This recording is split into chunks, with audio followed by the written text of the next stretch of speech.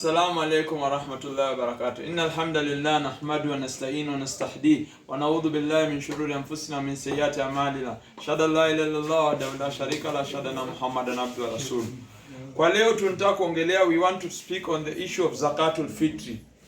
Zakatul fitri ni wajibu kwa kila Muislamu ambaye ni mtu mzima na kuna chakula kimezidi kipimo ya hiyo ya siku yake.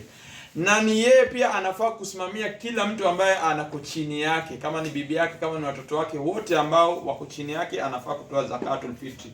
So zakatul fitri tunataka kusikia kulingana na Sahih Bukhari.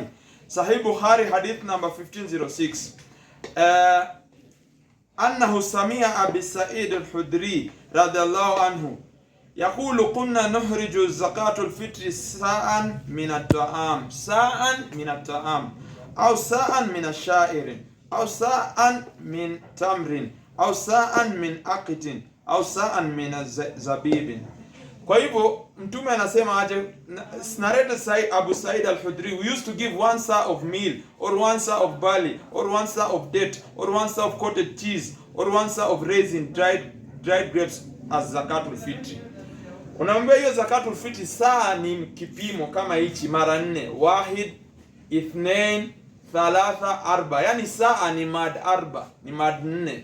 Saa ina kwa kipimo ya maimamu wengine wa siku hizi ni kama kilo 2.5 ama kilo 3, yani mikono 4, mad 4. Na Imam Abu Hanifa peke yake ndo amesema yani inaweza tolewa kama pesa, lakini kukifuata sunna ya mtume unafaa kuitoa using the staple food of that country. You can give zakatul fitri using the staple food of that country. For example, wheat flour, or for example maize flour or rice. So zakatul fitri ni wajibu kwa kila mwanaume ambaye akona chakula kimepita kipimo ya hiyo siku na anatolea kila mtu aliyeke chini yake. Wa hadha, assalamu alaikum wa rahmatullahi wa barakatuh.